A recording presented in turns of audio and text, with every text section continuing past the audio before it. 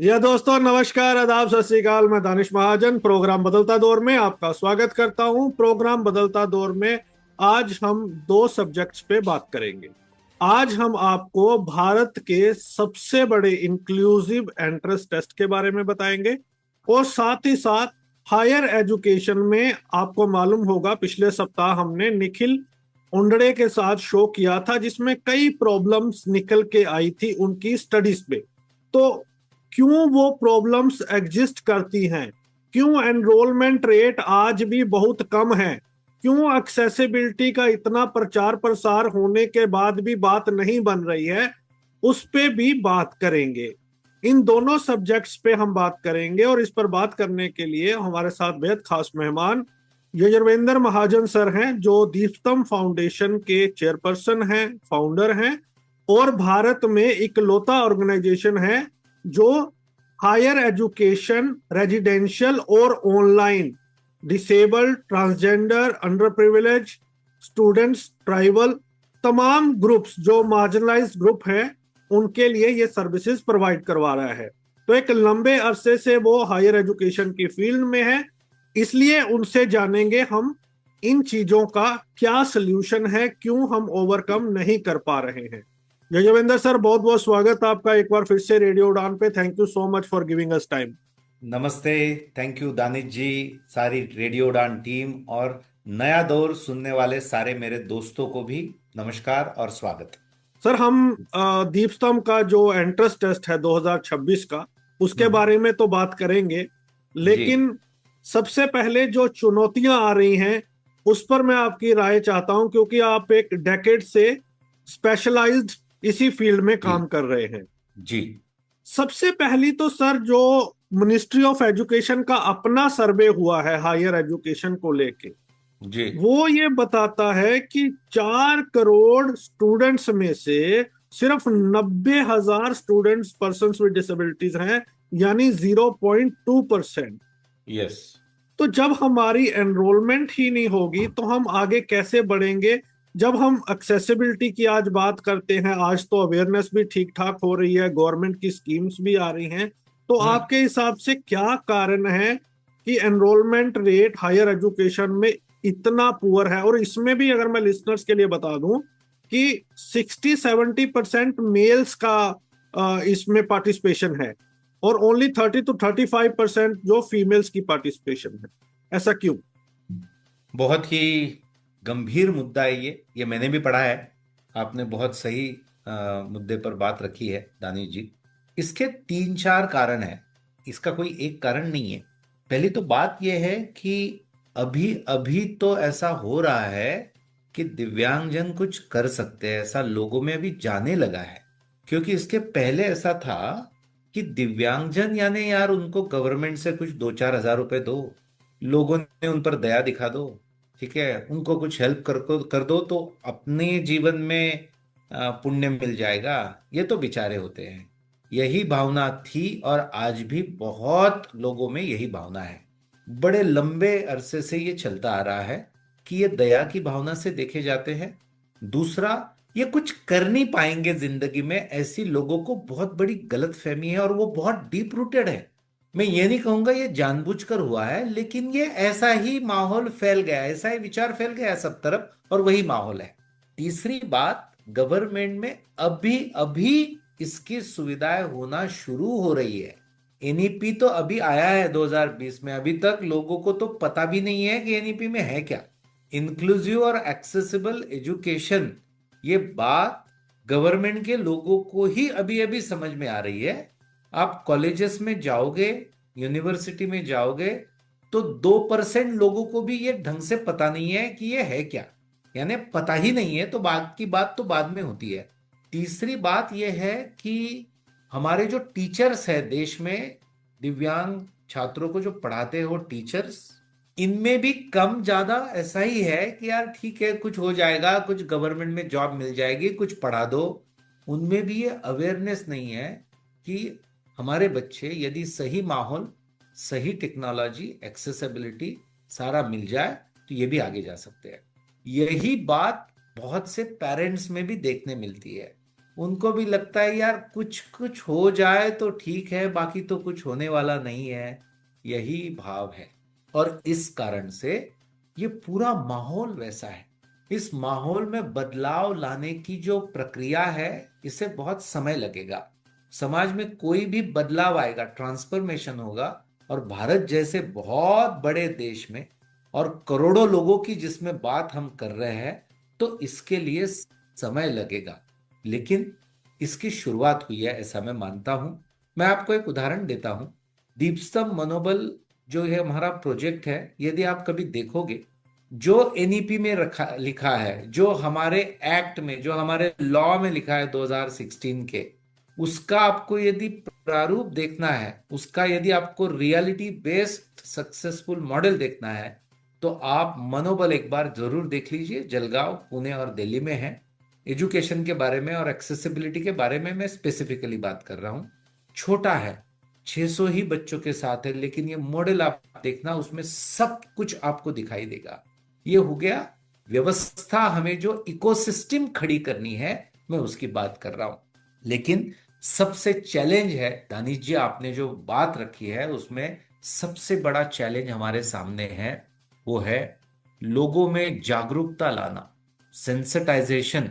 और जो दिव्यांग है, उनके टीचर है और उनके पेरेंट्स है, उनमें उनमें उनको इंस्पायर करना, अवेयर करना, और जो और लोग हैं उनमें सेंसिटाइजेशन लाना। सबसे पहली बात, सेंसिटाइजेशन होना चाहिए स्कूल और कॉलेजेस और यूनिवर्सिटीज में, और उसमें काम करने वाले लोगों में। फिर दूसरा होना चाहिए गवर्नमेंट डिपार्टमेंट में जितने लोग काम करते हैं उनमें। ये हमारे स्टेप बाय स्टेप जाने की विधि है। जी। ये जब होगा तो, और इसे 10-15 साल तक आप, मैं, हम सब लोग जिसमें कार्य करता है, इन्हें एक साथ मिलकर काम करना होगा। कुछ अच्छे प्लान के साथ करना होगा। ऐसा नहीं कि सब जिसे जो लगा वो करने लग गया है। ये एक साथ एफर्ट्स होने चाहिए, प्लान होने चाहिए, टेक्नोलॉजी की हेल्प लेनी चाहिए, इसके लिए फंडिंग करना चाहिए, और इसे बहुत अच्छे से प्रायोरिटी से इंप्लीमेंट करना चाहिए। तब जाके ये प्रॉब्लम सॉल्व होगा। आपने बताया कि 90,000 लोग सिर्फ हमारे पढ़ रहे हैं। क्यों? उसमें और एक बात है, बेसिक एजुकेशन की क्वालिटी जितनी अच्छी चाहिए उतनी नहीं है स्कूल लेवल पर। तो बेसिक ही पढ़ाई नहीं हुई है तो हायर एजुकेशन में जाकर करेंगे क्या? और वो बेसिक नहीं है, और दूसरी वो इच्छा भी मन में नहीं आ रही है कि मुझे कुछ बड़ा करना है, करके दिखाना है। इच्छा ये है भाई कहीं तो कुछ जॉब मिल जाए। यही संख्या हमारी 90-95% है। तो इसके लिए पहले स्कूल लेवल पर भी माहौल बदलना चाहिए। वहां के लोगों के मन में जो बातें हैं वो बदलनी चाहिए। बिल्कुल। बच्चों को उस प्रकार से नर्चरिंग होना चाहिए, सिर्फ पढ़ाई का नहीं, पर्सनालिटी का नर्चरिंग होना चाहिए, करियर का अवेयरनेस होना चाहिए। ऐसे लोग उन्हें दिखाने होंगे, उनमें वो इच्छा जागृत होनी चाहिए। और सिर्फ हायर एजुकेशन में इच्छा जागृत होने से नहीं होता है, आप में वो सब्सटेंस चाहिए, कंटेंट चाहिए, स्किल चाहिए, जो 10-12 तक डेवलप होना चाहिए। यदि आपका बेसिक एजुकेशन ही अच्छा नहीं है, तो आप हायर एजुकेशन में आकर भी कुछ नहीं करोगे। बात अभी भी आप जो 90,000 की बोल रहे हो, वो आ गए हैं, एडमिशन ले लिया है, लेकिन दुर्भाग्यवश हो कुछ नहीं रहा है। कितने बच्चे 10 साल में ग्रेजुएट हो गए और आज वो क्या कर रहे हैं, ये भी देखना बहुत जरूरी है। यदि लोगों को ये भाव आ गया कि भाई ये तो ग्रेजुएट हो गया, पोस्ट ग्रेजुएट हो गया, और इसको तो जॉब भी नहीं है, काम भी कुछ कर नहीं रहा है, इससे तो अच्छा था ना पढ़े और कुछ काम धंधा देख ले छोटा मोटा, यही तो अच्छा है। ये भी एक भाव समाज में जाना नहीं चाहिए। तो जब वो आ जाते हैं ग्रेजुएशन में, वहां ज्यादा मेहनत होनी चाहिए। कोई पौधा यदि उसे पानी नहीं मिला है, उसे बहुत अच्छे से कुछ नरिशमेंट नहीं मिला है, तो मुरझा जाता है, तो उस पर ज्यादा काम करना पड़ता है ना। इसको तो थोड़ा सा इसलिए एक्सपेंड करते हैं। हाँ अब जी होता क्या है कि बहुत सारे लोग जो आ जाके इसका ओनस पर्सन्स पे डिसेबिलिटीज पे डाल देते हैं, उनके पेरेंट्स पे डाल देते हैं, या जी उन पे डाल देते हैं।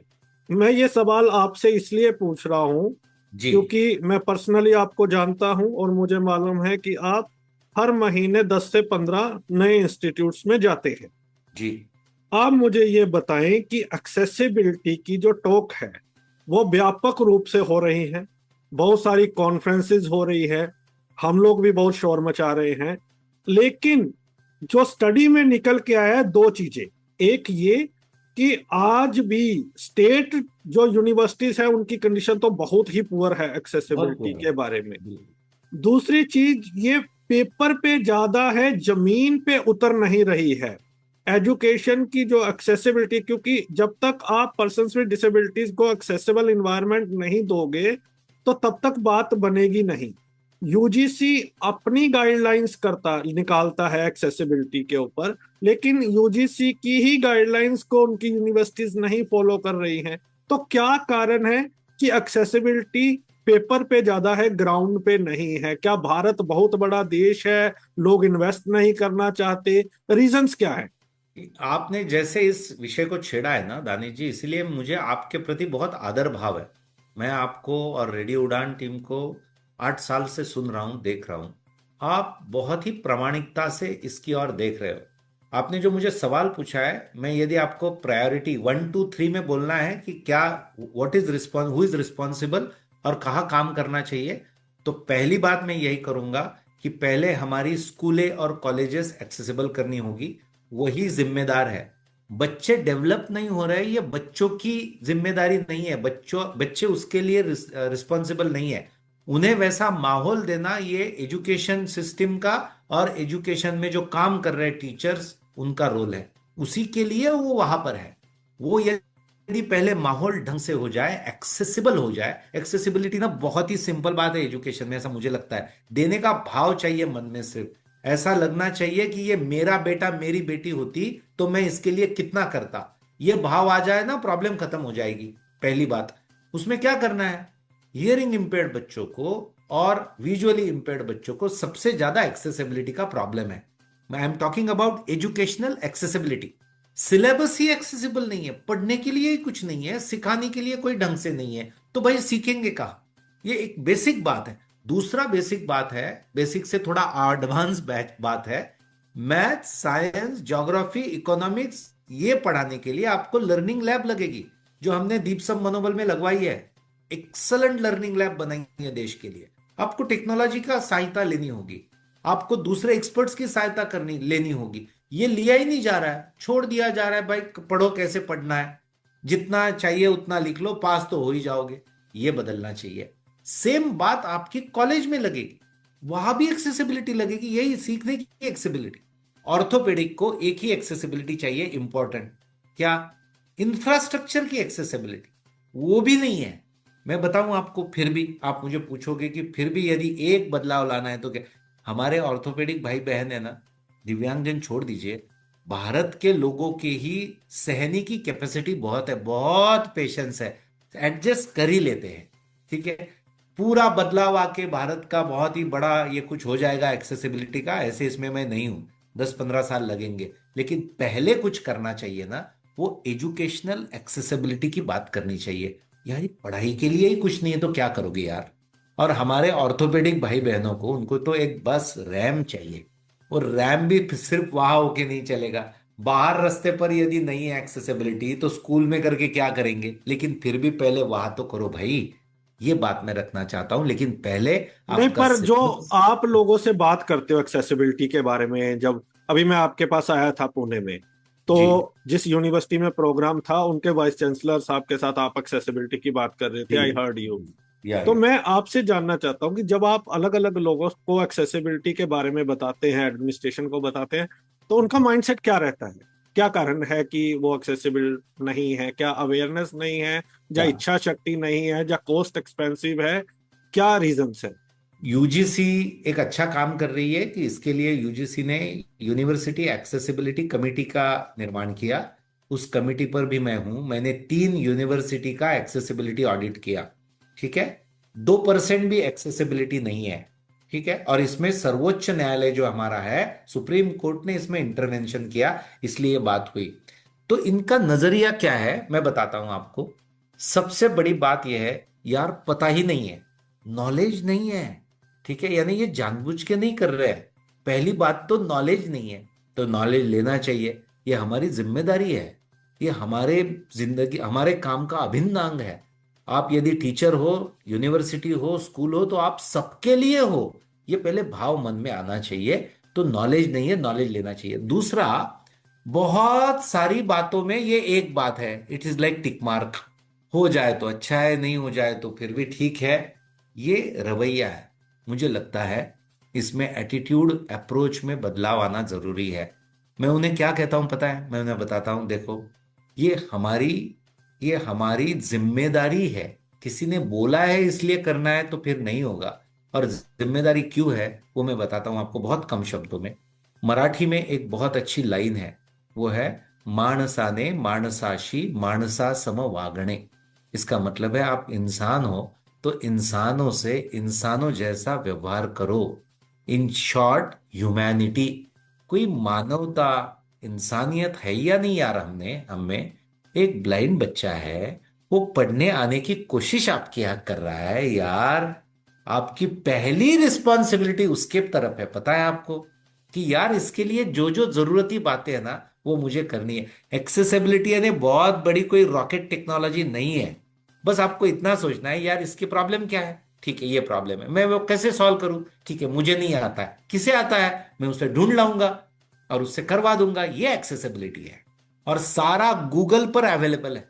गूगल, चैट जीपीटी तो आगे वाली बात है, गूगल पर सिर्फ डालो आप कि मेरे पास ये ऐसा बच्चा है, मैं क्या करूं, आपको गूगल सब दे देगा। लेकिन वो इच्छा होनी चाहिए। मेरी हाथ जोड़ के विनती है सारे लोगों से, बस इतना सोचिए कि ये मेरा भाई बहन, मेरे मेरे मेरा दोस्त है यार, इसको प्रॉब्लम है, मुझे पता नहीं है, लेकिन ना मुझे पता करवाना है और उसके लिए व्यवस्था करवानी है। पहले ये भाव आना बहुत जरूरी है। ये बाद स्टडी, जी हाँ, आप कंटिन्यू करिए। हाँ, बाद में फिर आपको रिसोर्सेस कहाँ से लाएंगे, टेक्नोलॉजी, पैसे, इंफ्रा, ये सब ढूंढना हमें पता है कैसे करना है। ये सबको पता है। पहले वो अंदरूनी से आना चाहिए, यार ये मुझे करना है। क्यों करना है? दया वगैरह नहीं है, वो उनका हक है। प्रॉब्लम उनकी नहीं है। Disability is not the problem, lack of accessibility is the problem. और वो प्रॉब्लम हमें सॉल्व करनी है। जैसे मुझे देखने में थोड़ा प्रॉब्लम आता है अभी पढ़ने में ना, आई एम अबाउ 40, तो मैं चश्मा लगा लेता हूं। व्हाट इज चश्मा? चश्मा इज एक्सेसिबिलिटी। चश्मा आ गया, मेरी प्रॉब्लम सॉल्व हो गई। प्रॉब्लम मेरी नहीं है, चश्मा होना ना होना ये प्रॉब्लम है। तो ये उसके लिए हमारे लोगों में ये सेंसिटाइजेशन होना ही जरूरी है। हल निकल जाता है बाद में। फंड का भी प्रॉब्लम है। हमारे यहाँ डायरेक्शन दी जाती है गवर्नमेंट से, फंड्स कहाँ से आएगा? तो फंड्स के लिए भी गवर्नमेंट देगी। गवर्नमेंट में प्रॉब्लम होगा तो मैं क्या सोचता हूं, भाई आप जमा कर लो सब मिलकर, ठीक है, सीएसआर फंड्स है। समाज में इतने लोग हैं हमारे यहाँ कि जो कुछ करना चाहते हैं, उनको आप जोड़ लो। देहातों में टीचर को स्कूल बनाने के लिए पैसा गवर्नमेंट नहीं दे रही है आजकल, ठीक है, जेडपी की स्कूलों को। तो लोग तो फंड रेजिंग करवा के स्कूलें चला रहे हैं बहुत जगह। हम भी करवा सकते हैं। तो इसलिए नॉलेज नहीं है, सेंसिटाइजेशन नहीं है, इंस्पिरेशन नहीं है, जिम्मेदारी का फील नहीं आ रहा है कि यार हमारी जिम्मेदारी, वो सुन नहीं सकता है। तो यार आप गूगल शुरू कर लो। गूगल पर डालो, आप उसको गूगल दिखाओ, वो बोलेगा, वो साइन लैंग्वेज करेगा, उससे आपको पता चल जाएगा। करने की इच्छा शक्ति चाहिए, वो कम है ऐसा मुझे लगता है। दो सवाल लूंगा, उसके बाद फिर हम एंट्रेंस टेस्ट पे आएंगे। जी। अवेयरनेस की जब हम बात करते हैं तो ये सर्वे ये कहता है कि 10 में से सिर्फ एक शख्स को मालूम है यूजीसी एक्सेसिबिलिटी गाइडलाइंस के बारे में, या any policy for persons with disabilities के लिए सिर्फ 10 में से एक शख्स को मालूम है, चाहे वो डिसेबल्ड है चाहे वो एडमिनिस्ट्रेशन में है। आरपीडी एक्ट की अगर बात करें तो 4 में से 3 लोगों ने नाम भी नहीं सुना। मैं हायर हम्म। एजुकेशन की बात कर रहा हूँ। हम्म। 4 में से 3 ने नाम भी नहीं सुना, और एक को सिर्फ नाम सुना है या मोटी मोटी एक दो प्रोविजन का पता है। सही बात है। सेंट्रल यूनिवर्सिटी या कुछ यूनिवर्सिटीज में डिसेबिलिटी सेंटर हैं, लेकिन बहुत सारी जो एनजीओज है जो इस पे काम कर रही हैं, उनके वहां भी डिसेबिलिटी स्टडीज नहीं कराई जाती। बच्चों को ही उनके राइट्स के बारे में नहीं पता। जी। इस पर क्या होना चाहिए? और दूसरा सवाल, ये बहुत इंपॉर्टेंट है और ये हम्म। मैं आपसे भी पूछना चाहता हूँ। आपने अपने सेंटर बनाए हैं पुणे में, दिल्ली में और एक जलगांव में। या ये 90,000 बच्चों में रूरल एरियाज के बच्चों की पार्टिसिपेशन ना के बराबर है, क्योंकि वहां पर हम पहुंच ही नहीं पा रहे। राइट। इसको क्यों जो लोगों का नजरिया अर्बन सेंट्रिक ज्यादा है, रूरल में नहीं है, क्या किया जाना चाहिए उनको मुख्य धारा में लाने के लिए? आपके पहले क्वेश्चन का जवाब मैं पहले देता हूं। कोई भी अवेयरनेस यदि आपको लोगों में लानी है, चाहे कोई भी सब्जेक्ट हो, तो पहले ना वो सिंपल लैंग्वेज में चाहिए, एक। दूसरा वो इंटरेस्टिंग चाहिए। और तीसरा वो सहजता से उपलब्ध चाहिए। और चौथा हो सके तो फ्री चाहिए। ये चार पिलर बहुत इंपॉर्टेंट है, इसमें आप कुछ भी डाल लीजिए, बात बन बन जाएगी। और पांचवी बात जो आजकल हो रही है, वो सारा आपको डिजिटल चाहिए। किताबें कोई जल्दी पढ़ेगा नहीं। आप मोटी मोटी किताबों में 50-50 पेजेस में बारकाई से कुछ लिखे हुए आपके एक्ट है, कुछ है, कोई पढ़ने वाला नहीं है। ठीक है। आपको सिंपल, सहजता से, इंटरेस्टिंग, डिजिटली और कम से कम समय में सीधी बात जिसमें हो, ऐसे अवेयरनेस का स्टडी मटेरियल बनाना होगा। इसमें हम साथ में काम करेंगे। आपने ऐसा सवाल पूछा है कि मैं भी सोचने लग गया कि यार कितने दिन प्रॉब्लम प्रॉब्लम पर बात करेंगे, इसमें कुछ सॉल्यूशन निकालना होगा। तो अगले कुछ महीने में हम इस पर जरूर काम करेंगे। ठीक। तो ये आपके पहले सवाल का जवाब हो गया। ये यदि अवेलेबल हो जाता है तो ये 1% को जो पता है, ऐसा समझेंगे हम, तो वो कम से कम 5-10% लोगों तक चला जाएगा, ऐसा मुझे लगता है। ठीक। दूसरी बात, रूरल वाली बात है। दानी जी, दीपस्तंभ फाउंडेशन ये रूरल एरिया में से शुरू हुई संस्था है। इसका मनोबल प्रोजेक्ट जो नेशनल लेवल का पहला मॉडल प्रोजेक्ट है हायर एजुकेशन का, एक्सेसिबल और इंक्लूसिव, ये पहले रूरल में ही शुरू हुआ है। Jalgaon Jalgaon is a rural and tribal area. Poona और दिल्ली तो अभी 5 साल पहले हमने शुरू किया, वो भी वहां की जरूरत थी इसलिए। लेकिन मैंने ये समझा है, ये रूरल ट्राइबल वाली बात नहीं है। आपको हायर एजुकेशन में यदि काम करना है तो सेंटर ये अर्बन एरिया में ही शुरू करने होंगे, क्योंकि ये मॉडल सुपर स्पेशलिटी का है। जैसे हम अभी बैंगलोर में शुरू करेंगे कर्नाटक के लिए, तो हम बेड़गांव में नहीं कर सकते, क्योंकि कर्नाटक पूरे स्टेट के जो बच्चे हैं वो बेड़गांव में पढ़ने नहीं आएंगे, वो बेंगलोर में ही आएंगे। लेकिन प्रॉब्लम ये आपकी बराबर है कि बहुत कम संख्या रूरल ट्राइबल से आती है। तो उसका परसेंटेज मैं मेरी और देता हूं आपको। दीपस्तंभ में अभी में लगभग 45% स्टूडेंट ये रूरल एरिया से है। कम क्यों है वो बताता हूं। अभी फिर से वही बात, रूरल की स्कूलें और अर्बन की स्कूलें, इसमें फर्क है। शहरों में जो स्कूल है वो थोड़ी ज्यादा एडवांस है, अवेयरनेस ज्यादा है, इंस्पिरेशन लेवल है, तो ऑटोमेटिकली वहां से बच्चे ज्यादा आएंगे। और रूरल में ये बहुत कम प्रमाण है, तो वहां से कम आते हैं। इसलिए फिर से वही बात जो आपने कही, हमें स्कूल एजुकेशन, चाहे प्रोग्राम हो, चाहे कुछ भी हो, स्कीम हो, हमें रूरल ट्राइबल में जाकर भी ज्यादा से ज्यादा अवेयरनेस करना होगा। तब जाकर 5-10 साल के बाद ये परसेंटेज चेंज होगा। अब पीढ़ी पर आप काम करोगे तो 10 साल के बाद आने वाली पीढ़ी में बदलाव आएगा। अचानक से आज बदलाव नहीं आएगा, लेकिन बेसिक से हमें शुरुआत करनी हो। मैं एक सवाल आपसे हमेशा पूछता हूँ। जी। पिछले जो हमने 4-5 पॉडकास्ट किए हैं, हर बार मेरा सवाल ये रहता है आपसे, और आज फिर दोहराऊंगा क्योंकि जी। हर बार नए लिसनर होते हैं। ये डिस्क्रिमिनेशन बच्चों के साथ क्यों? मनोबल जब हायर एजुकेशन में दुनिया का सबसे इंक्लूसिव मॉडल दे रहा है, हम्म। तो ये मॉडल आप बच्चों को क्यों नहीं प्रोवाइड करवा रहे? वहां तो ज्यादा जरूरत है। क्यों एक ऐसा school exemplary in the entire world, जहां tribal, under privilege, financial weak, hearing impaired, visually impaired, locomotor, एक ऐसा स्कूल दीपस्तंभ से हमें कब देखने को मिलेगा? दानिश भाई, हर बात आप ये पूछते हो और मैं सोचने के लिए मजबूर हो जाता हूं कि यार ये करना चाहिए। ये तो मेरा भी सपना है।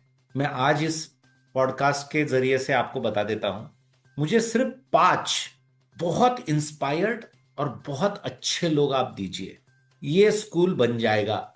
इसका इंफ्रास्ट्रक्चर, इसके फंडिंग, इसके बच्चे, इसका मॉड्यूल, इसमें कोई प्रॉब्लम नहीं है, सब हम करवा देंगे। हमें विश्वास है कि हम कर सकते हैं। पूरा समय देकर इंटीग्रिटी के साथ प्रोफेशनली काम करने वाले लोग लाना और उन्हें कंसिस्टेंटली साथ में रखकर आगे बढ़ाना, यही सबसे बड़ा चैलेंज है। और ये भी चैलेंज हम इस पर जरूर हावी होंगे, ये भी मुझे विश्वास है। मैं आपको ये नहीं बता पाऊंगा ये कब होगा, लेकिन पहले हम क्या कर रहे हैं, दीपसम ने विश्व का एक बहुत बढ़िया अच्छा मॉडल किया है, बहुत लोगों के मार्गदर्शन से। बहुत अच्छी संस्थाएं हमारे देश में काम कर रही है। ऐसा नहीं है कि दीपसम एक ही संस्था है, लेकिन हम एक अच्छा प्रयास कर रहे हैं और एक सब्जेक्ट हमने ले लिया है, मेन स्ट्रीम एजुकेशन और करियर, हायर एजुकेशन, उसी में हम काम करेंगे। सब ने इसमें हमें सहयोग दिया है और देते रहेंगे, ये शुभकामना, ये मैं कामना करता हूं। लेकिन हम चाहते हैं कि पहले ना ये जो हमने मॉडल बनाया है ये हमें देश भर में रेप्लिकेट करना है। अभी 3 राज्यों में है, अब ये मॉडल जाएगा साउथ इंडिया में जाएगा, फिर कलकत्ता और सेवन सिस्टर्स में जाएगा, फिर मध्य प्रदेश उत्तर प्रदेश में आएगा, फिर आगे जाएगा पंजाब हरियाणा कश्मीर। और ये हमें 10 साल में कर लेना है। तो मेन स्ट्रीम हायर एजुकेशन की जो प्रॉब्लम है हम खत्म कर देंगे। और हमारे साथ अभी 14 प्रकार के पर्सन्स विद डिसेबिलिटी पढ़ते हैं, और बड़ी बड़ी शान से पढ़ते हैं। पूरा एक्सेसिबिलिटी, एक्सेसिबिलिटी क्या होता है, 3 बातें बताता हूं मैं एक्सेसिबिलिटी में। 1, इंफ्रास्ट्रक्चर एक्सेसिबल चाहिए। 2, technology point of view accessibility चाहिए। और 3, लोगों के हार्ट्स, हृदय एक्सेसिबल चाहिए कि आपका स्वागत है, आइए, आप जो भी डिसेबिलिटी के साथ हो कोई चिंता मत करो, हम आपके दोस्त हैं, आइए हमारे पास, हमारे दिल में आपके लिए जगह है, बाद में बाकी जगह हो जाती है, ठीक है। तो ये एक्सेसिबिलिटी हमने करने की कोशिश की है, एक सक्सेसफुल मॉडल है। हमें ये पूरे देश में करना है, और सिर्फ दिव्यांग नहीं, ऑर्फन, ट्रांसजेंडर, रूरल ट्राइबल, जहां इकोनॉमिकल एक्सेसिबिलिटी नहीं है, बहुत होनहार बच्चे हैं लेकिन पैसे नहीं है, या फिर ऑर्फन है, माता पिता नहीं है, ट्रांसजेंडर नहीं है। इसमें थीम क्या है पता है दानिश जी और मेरे सारे जो प्यारे दोस्त सुन रहे हैं, मनुष्य के जितने भी रूप है वो सब हमारे हैं। जितने रूप है, मनुष्य की जितनी भी समस्याएं हैं वो सब हमारी समस्या है, वो हमारे लोग हैं, हमारे जिंदगी का अभिन्न अंग है, हमारे समाज का हिस्सा है, मेरे जिंदगी का हिस्सा है। तो दिव्यांग, ऑर्फन, ट्राइबल, कोई भी मनुष्य का रूप है वो हमारे साथ है, और उसका ये मॉडल बना है। और ये हमें देश में 10 साल में लेके जाना है। लेकिन उसी के साथ ये भी हमने सपना देखा है, क्योंकि जब तक स्कूलों के लेवल पर काम नहीं होगा, आगे काम नहीं बढ़ेगा। तो हम शायद 2029-30 में ये स्कूल का मॉडल जरूर देश को एक बहुत अच्छा गिफ्ट देंगे। और गिफ्ट, दोस्त, और हमारी जिंदगी में कुछ मीनिंगफुल हम कर पाए, उसके लिए स्कूल में भी काम करेंगे। लेकिन उसके साथ साथ में काम करना है, जिनको काम करने की इच्छा है बस आ जाइए, हम सब मिलकर काम करेंगे। अच्छा, दोस्ती आपकी पंजाब में ज्यादा है और पंजाब का नंबर सबसे लास्ट में रखा है आपने। पंजाब स्कूल के बारे में पंजाब सबसे पहले शुरू होगा, बोल दिया बात हो गई। हायर एजुकेशन के बारे में पंजाब सबसे लास्ट में है, ये फेयर नहीं है। इसका चलिए। कारण दिल्ली में दे दिया है, दिल्ली, पंजाब के बिना दिल्ली चल नहीं सकती। ये बात तो सही है आपकी। तो इसलिए थोड़ा आप इतने मंचों पे हो, इसी जी के लिए तो हो। जी जी चलिए, बिल्कुल। अब ब्रीफली हमें बताइए इस बार के नेशनल एंट्रेंस टेस्ट के बारे में, क्या इंपॉर्टेंट डिटेल्स हैं, किन किन बच्चों के लिए हैं, कब एग्जाम होगा, और इसका कैसे एग्जाम होगा, क्या कोई इसकी फीस है, और कहाँ से ये फॉर्म मिलेगा। जी, दीपसम फाउंडेशन ये ऐसी एक नॉन प्रॉफिट है देश की, जो मनोबल के माध्यम से हर साल, लगभग इस साल अभी 700 स्टूडेंट्स को हम फ्री रेसिडेंशियल हायर एजुकेशन, सारे प्रकार के कॉम्पिटिटिव एग्जामिनेशंस, और इसी के साथ स्किलिंग भी, स्किल डेवलपमेंट जो हमें चाहिए कॉरपोरेट में जाने के लिए, वो भी हम शुरू कर रहे हैं, ये हम देते हैं। ये मॉडल किसे देते हैं, लगभग 14 प्रकार के पर्सन्स विद डिसेबिलिटीज को, फिर उसके साथ ऑर्फन्स को जिनके माता पिता नहीं है, ट्रांसजेंडर्स, रूरल, ट्राइबल, इन सब बच्चों को। और इसका एलिजिबिलिटी क्या है, अबाउ 18 ईयर्स, 18 साल के बाद, 12वीं के बाद का एजुकेशन और ट्रेनिंग हम करवाते हैं। इसके लिए जगह लिमिटेड है हमारे पास, फंडिंग हम कोशिश कर रहे हैं ज्यादा से ज्यादा फंडिंग आए, ज्यादा से ज्यादा इंफ्रा डेवलप कर पाए। लेकिन अब जो 700 है वो चुनने के लिए हमें एंट्रेंस लेना जरूरी है, इसलिए ये एंट्रेंस होती है। दूसरा कारण है, मेन स्ट्रीम के करियर में सब नहीं जा सकते, जिनका एकेडमिक बेस इतना ठीक नहीं है वो नहीं कर सकते, वो यहां समय दे देंगे, समय बर्बाद हो जाएगा। उन्होंने, उनमें कौन सी खासियत है, कौन से स्किल सेट है, उनमें क्या अलग हुनर है वो देखकर उन्होंने करियर करना चाहिए, वो हमारे साथ नहीं है। तो हम ये मेन स्ट्रीम हायर एजुकेशन की बात करते हैं। इसमें और क्या करते हैं, तो गवर्नमेंट की सारी competitive exam, class 1 super class 1 UPSC लेकर क्लरिकल तक, ये सारी हम करवाते हैं ट्रेनिंग। इसका एक्सेसिबल स्टडी मटेरियल, इसका teaching, special teachers, special tutors, counsellors, mentors, ये सारी व्यवस्था वर्ल्ड क्लास लेवल की हमारे साथ है। टेक्नोलॉजी है, सारा है, टेक्नोलॉजी ट्रेनिंग है, तो ये करवाते हैं। दूसरा, प्राइवेट में जाने के लिए आपको इंजीनियरिंग करना है, आपको लॉ करना है, आपको एमबीए करना है, एमएसडब्ल्यू करना है, आपको भारत की कोई यूनिवर्सिटी में एडमिशन करवाना है, आपको बाहर जाना है पढ़ने के लिए दूसरे देशों में, इसके लिए जितनी भी एंट्रेंसेस है उनकी सारी तैयारी हम करवा देते हैं। ठीक है। दूसरा होता है बहुत बढ़िया क्वालिटी का टेक्नोलॉजी ट्रेनिंग, पर्सनालिटी डेवलपमेंट का ट्रेनिंग, काउंसलिंग, ये सारा चलता है। फिर आपका स्पोर्ट्स, आपका अलग अलग हॉबीज, पेंटिंग, ड्राइंग, ये सब कुछ चलता है यहाँ पर। इसके लिए ये एंट्रेंस रखी गई है, और इसलिए ये एंट्रेंस हर साल लेकर, पहले तो होता है रिटन एंट्रेंस, दूसरा होता है आपका इंटरव्यू, और उसके बाद सिलेक्शन होता है। ये जैसे 700 जगह के लिए है वैसे ही ये ऑनलाइन भी है। सबको हम दे नहीं पाते रेसिडेंशियल, कुछ लोग खुद भी कर नहीं पाते आकर, दिल्ली हो, पूना हो या जलगांव हो, तो उन्हें हम ये सारी सुविधाएं ऑनलाइन देने की कोशिश करते हैं। ऑनलाइन मॉड्यूल देते हैं, ऑनलाइन एप्स देते हैं, यही स्टडी मटेरियल ऑनलाइन देते हैं, फिर काउंसलिंग करवाते हैं, ये ऑनलाइन सुविधा देते हैं। उसके लिए भी एंट्रेंस होती है। तो ये एंट्रेंस का कारण है, और ये एंट्रेंस इस साल 5 जून और 21 जून को लिया जाएगा। ये सारा ऑफलाइन लिया जाएगा। ठीक है। और इसकी सारी इंफॉर्मेशन दीपस्तंभ के वेबसाइट पर है, www.deepstamb.org। स्पेलिंग है DEEPSTAMBH। इस पर सारी जानकारी है। आपको क्या लाना है, कहाँ फॉर्म भरवाना है, गूगल फॉर्म पर ये सारा आपको करवाना है, ये सारी इंफॉर्मेशन दी है। डिसेबिलिटी के लिए आपको अलग समय दिया गया है, ये सारा बताया गया है वहां पर। कुछ रह गया हो तो आप पूछिए दादी। मिनिमम एजुकेशन क्राइटेरिया है कोई, और क्या कोई फीस है? मिनिमम क्राइटेरिया है आप 12th पास आउट चाहिए, और फीस इसमें नहीं है। लेकिन कौन एलिजिबल हो सकता है, जिसको पढ़ाई में आगे जाना है और उसका कुछ बैकग्राउंड भी ठीक है। आपने कुछ पढ़ाई ढंग से की नहीं है, बिल्कुल भी ऐसे ही कुछ तो पास आउट हो गए हो और आप कोशिश कर रहे हो, तो नहीं होगा। उल्टा मैं आपको गाइड करने की इच्छा रखता हूं कि आप ये ढूंढिए कि फिर भी मैं क्या अच्छा कर सकता हूं, उस फील्ड में आप जाइए। ऐसा नहीं है कि चलो भाई देख लो, कुछ भर लेंगे फॉर्म, उससे कुछ हो जाएगा, ऐसा होता नहीं है। आपको फिर भी गाइडेंस की इच्छा है, आप फॉर्म भरिए और पूछिए कि मुझे काउंसलिंग चाहिए, मेरे जिंदगी में मुझे क्या करना है। वो करियर काउंसलिंग आपको दीपसम से जरूर मिल जाएगा। कुछ लोगों ने मेरे को सवाल भेजे थे कि उन्होंने फॉर्म पढ़ा, अब वो जानना चाहते हैं कि सपोज कोई ग्रेजुएशन अपनी पंजाब में कर रहा है और वो हाँ तो हाँ। रेजिडेंशियल नहीं रह सकता वहां पे, तो यस। उसके लिए क्या सुविधाएं हैं? उसके लिए ऑनलाइन उसको काउंसलिंग मिलेगा। ऑनलाइन यदि उसको, वो जो भी पढ़ रहा है उसका एक्सेसिबल मटेरियल उसे चाहिए तो वो देने की हम कोशिश करेंगे। उसके लिए पर्सनालिटी डेवलपमेंट के कुछ वर्कशॉप होंगे, ऑनलाइन होंगे, ऑफलाइन होंगे, ये सारी बातें उनको अवेलेबल करवा देने की हम कोशिश करेंगे। कोई व्हाट्सएप नंबर जिस पे लोग अपनी क्वेरी सॉल्व करवा पाए? हाँ, एक व्हाट्सएप नंबर है जिस पर सिर्फ व्हाट्सएप करना है आपको, तो आपको जवाब मिलेगा। वो व्हाट्सएप नंबर है 906711, दैट इज 111597। इस पर आपको मिलेगा। आप व्हाट्सएप करके रखिएगा, थोड़ा संयम रखिएगा, 2-4 घंटों में शायद वो आपको जरूर देंगे, जवाब देंगे। तो आपकी जो भी हायर एजुकेशन रिलेटेड परेशानी है वो आप वहां पर लिख सकते हो। मेरी और एक आपको रिक्वेस्ट है, इस एंट्रेंस और ये यहाँ आने के लिए जो आप कोशिश करोगे, तो बहुत कड़ी मेहनत लेने की तैयारी चाहिए। इसके लिए किसी की जरूरत नहीं है, गवर्नमेंट की जरूरत नहीं है, स्कूलों की जरूरत नहीं है।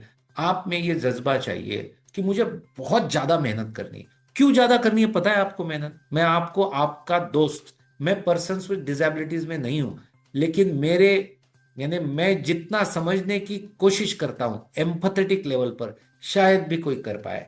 इसलिए मैं आपका ही हिस्सा हूं कम्युनिटी का, इसलिए बोल रहा हूं। हमें ना ये एक बात सीखनी जरूरी है कि हमें और लोगों से 20% ज्यादा मेहनत करना है। हम 20% समय ज्यादा मांगते हैं, ये तो जरूरी है, मिलना ही चाहिए, मैं आपको दूसरी बात बताता हूं। आपको 20% ज्यादा अच्छा बर्ताव करना है, ज्यादा मेहनत करना है, ज्यादा संयम रखना है, ज्यादा सहना है। क्यों बताऊं आपको? लोगों के नजर में हमें हमारी इमेज अलग करने की बहुत जरूरत है। वो उन्होंने गलती से करवा लिए, लेकिन सुधार हमें करना है।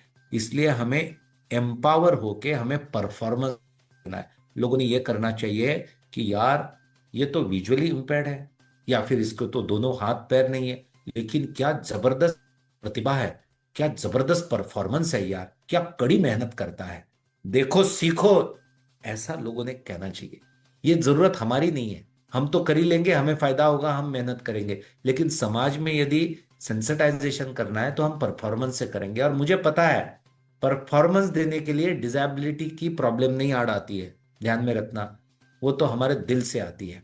हमारा वो अप्रोच एटीट्यूड चाहिए। मैं इतनी कड़ी मेहनत करूंगा जिससे मेरी जिंदगी तो सुधर जाएगी, मेरा तो करियर बन जाएगा, लेकिन समाज में ये जाएगा कि अरे यार क्या बात है, ये तो कर सकते हैं, हमारी गलती थी, हम इन्हें कम समझ रहे थे। और इसके लिए मेहनत करना बहुत जरूरी है। बहुत कष्ट करेंगे और आगे जाएंगे। मुझे और एक बात बतानी है जिसमें मुझे बहुत खुशी है, और आपको भी बहुत खुशी होगी। हमारे जो दिव्यांग बेटे बेटियां हैं, क्या तरक्की कर रहे हैं। दीपसम मनोबल के लिए मैं इस साल और पिछले कुछ सालों की बात बताऊं आपको। इस साल हमारी एक बेटी जो केरला से है, भारत की पहली विजुअली इम्पेयर्ड ऐसी महिला बनी जो जज बनी है जेएमएफसी से। हमारे यहाँ 9 स्टूडेंट्स हमारे ये आईएएस और आईआरएस बने हैं। मेरा एक बेटा है जो इस साल आईआईएम से पास आउट हुआ है, और जिसको बहुत अच्छा जॉब अभी कॉरपोरेट में मिला है, बेंगलोर में है। मेरे 2 बेटे बेटियां ऐसे हैं जिनको दोनों हाथ नहीं है, और जो इस साल यूएस और यूके के टूर पर जा रहे हैं। उनके इवेंट वहां पर है। बहुत बढ़िया लेक्चर देते हैं, परफॉर्म करते हैं। हर फील्ड में हमारे बेटे बेटियां भी आगे जा रहे हैं, चाहे वो 1 हो, 2 हो, 3 हो, लेकिन ये हमारे लिए इंस्पिरेशन है। मेरे कुछ बेटे बेटियां इस साल ऐसे हैं जो ऑर्फन भी है और पर्सन्स विद डिसेबिलिटी भी है। कोई टीचर बना है, कोई बैंक प्रोबेशनरी ऑफिसर बना है, किसी ने इंजीनियरिंग कंप्लीट की है। मेरी एक ट्रांसजेंडर बेटी जो पर्सन्स विद डिसेबिलिटी भी है, वो अभी एमबीबीएस कर रही है। अब सोचिए, क्या जबरदस्त इंस्पायरिंग बातें हैं ये एक एक ही कर रहे हैं हम दीप सम मनोबल में, लेकिन पता है ये एक लाखों के बराबर है, क्योंकि ये लाखों लोगों को कम्युनिटी में इंस्पायर करेंगे कि ऐसा हो सकता है। ये पहली बार हो रहा है, और ये सब उन बच्चों की मेहनत है। हम तो इसमें सिर्फ निमित्त मात्र है। ये इकोसिस्टम तैयार करना सिर्फ हमारी जिम्मेदारी है, समाज की जिम्मेदारी है। बाकी जो करते हैं वो तो बच्चे ही करते हैं। क्या जबरदस्त जिद से आगे बढ़ रहे हैं। Thank you so much sir, आपने अपना कीमती समय दिया। आज हमने हायर एजुकेशन के चैलेंजेस को डिस्कस किया, नेशनल एंट्रेंस टेस्ट को लोगों ने कैसे ज्वाइन करना है, किस तरह की मदद आप प्रोवाइड करवाते हैं, चाहे उनको ओवरसीज स्टडी करनी है, चाहे इंडिया में किसी भी इंस्टीट्यूट में स्टडी करनी है। All the best for the entrance exam and thank you so much for the work you are carrying forward for the people of thank you sir. This radio country. Udaan को भी दानिश जी बहुत शुभकामनाएं। आप जो 10-15 सालों से इतनी कड़ी मेहनत कंसिस्टेंटली कर रहे हो, सैल्यूट है आप सबको। और सारी हमारी कम्युनिटी की ओर से मैं आपको बहुत बहुत साधुवाद देता हूँ। थैंक यू धन्यवाद। Sir, thank you. तो लिसनर्स, बात की आज हमने यजुर्वेंद्र महाजन सर से, जो दीपस्तंभ फाउंडेशन के चेयरपर्सन और फाउंडर हैं। किस तरह वो जिंदगियां बदल रहे हैं, किसी भी तरह के कंपैरेटिव एग्जाम के लिए, हायर एजुकेशन के लिए बेस्ट इंक्लूसिव मॉडल उन्होंने तैयार किया है। अब बारी आपकी है, इस मैसेज को आप ज्यादा से ज्यादा लोगों तक पहुंचाए, ताकि जो बेहतरीन ब्रेन्स हैं उन तक ये जानकारी पहुंचे, और जिस तरह की भी उनको जरूरत है वो दीपस्तंभ मनोबल से उन्हें प्रोवाइड हो, और वो अपना कम्युनिटी और देश का नाम रोशन कर सके। अगले सप्ताह मुलाकात होगी किसी और पर्सनैलिटी के साथ। दीजिए इजाजत, सुनते रहिए radio Udaan, flight of life. Bye bye.